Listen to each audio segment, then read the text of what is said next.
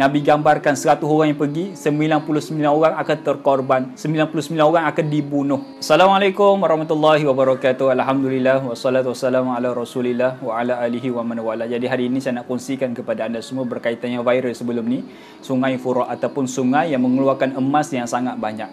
Jadi sebelum berlakunya tanda besar kiamat yang 10 tu, akan berlakunya satu tanda kiamat yang kecil, iaitu air sungai ini akan kering, tidak akan mengeluarkan air walaupun setitis. Jadi bila mana air sungai ini kering, maka akan keluarlah gunung yang banyak yang emas pada gunung tersebut.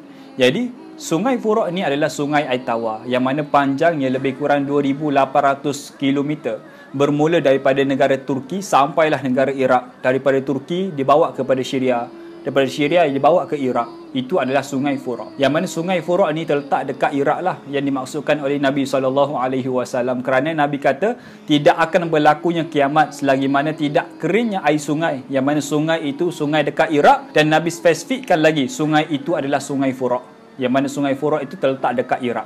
Dan ini adalah tanda kecil kiamat. Bila sudah pun berlaku kesemua tanda-tanda kecil kiamat, maka nanti tunggulah akan datang tanda-tanda besar kiamat yang akan berlaku satu persatu, yang mana manusia ketika itu akan melihat satu persatu tanda besar kiamat akan berlaku. Dan Nabi pun telah pun bagi tahu kepada kita bila mana berlaku satu perkara. Setiap berlaku satu perkara, Nabi telah pun bagi tahu kepada kita apa yang perlu kita buat, apa yang sepatutnya bila mana orang beriman, orang Islam perlu buat. Seperti contoh, bila mana Dajjal keluar, Nabi telah pun bagi nasihatkan kepada kita, Nabi dah pun beri pesanan kepada kita, bila mana Dajjal keluar, maka jauhkan diri kalian daripada Dajjal.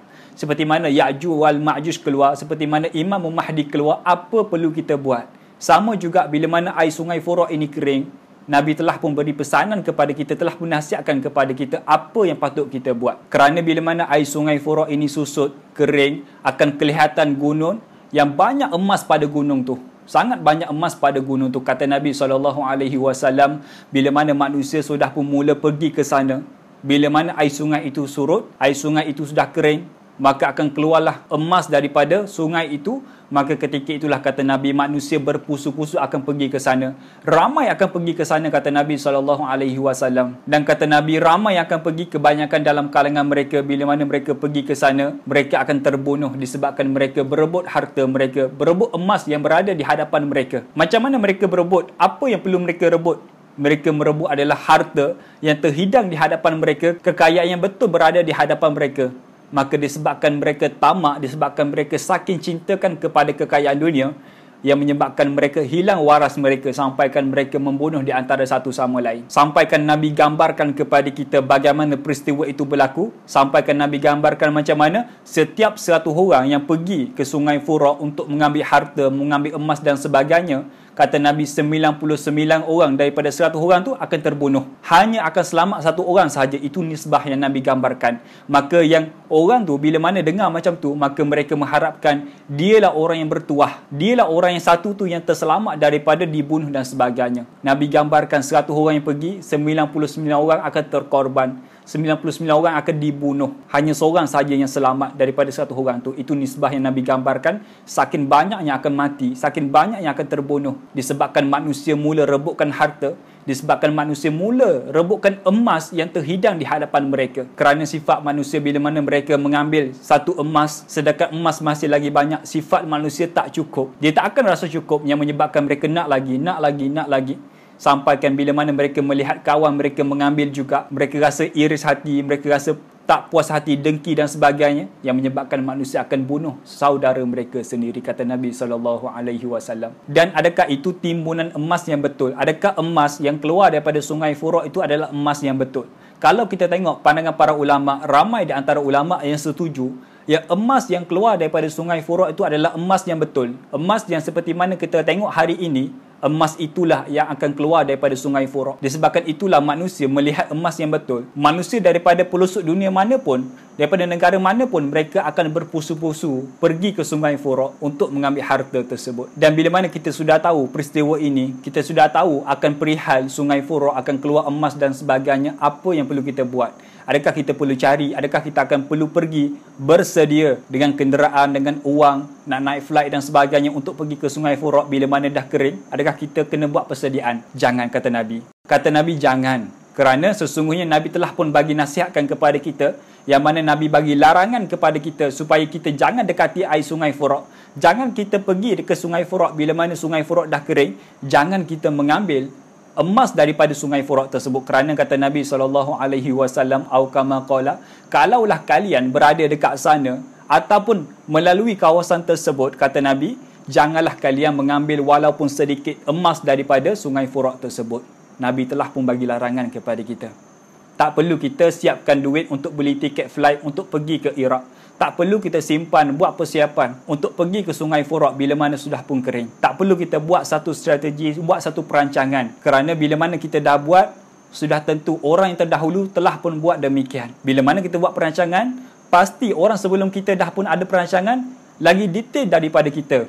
Perancangan mereka untuk bersedia untuk mengambil emas daripada sungai Furat. Sebab itulah Nabi dah nasihatkan kepada kita, jangan kita pergi dan jangan ambil harta emas daripada sungai Furat. Kerana Nabi dah pun tahu sifat manusia memang selalu tak cukup. Seperti contoh, bila mana kita dapat gaji 2,000, nescaya manusia akan kata, andai kata aku dapat gaji 2,500, bos aku upkan gaji aku tambah 500 lagi, nescaya 500 ini aku akan sedekahkan kepada orang susah. Lalu bila mana Allah kabulkan doa kita, Allah bagi 500 tu lebihan, ketahuilah manusia tidak akan sedekahkan. Kerana dia kata tak cukup ni. Sampaikan mereka akan kata, kalaulah bos aku tambah 500 lagi jadi 3,000, nescaya aku akan sedekahkan juga. Dan ketahuilah manusia tidak akan lakukan demikian. Kerana sifat manusia selalu ia tak cukup. Orang kaya dia nak jadi kaya lagi. Itu sifat manusia, nakkan harta.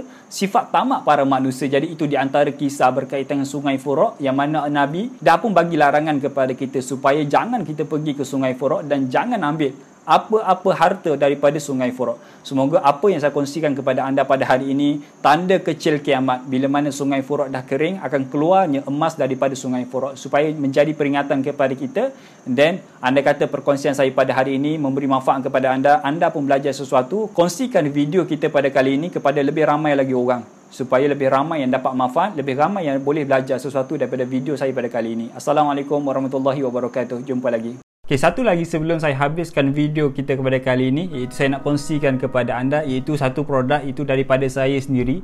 Saya sendiri yang buat produk ni, saya sendiri yang pergi beli bahan, saya sendiri yang baking. Okey, produk ni daripada saya dan saya belajar formula resepi macam mana nak hasilkan satu cookies yang sangat sedap. Okey, saya ada produk yang bernama The Snack Cookies, yang mana The Snack Cookies ni adalah daripada saya sendiri, yang saya sendiri pergi belajar macam mana nak buat cookies yang sedap. Okey, just nak share kepada anda, saya ada dua flavor. Saya ada dua preser, iaitu yang dekat tangan saya adalah preser V Cookies. Kalau V Cookies adalah daripada vanilla butter, anda boleh tengok gambar yang lebih jelas.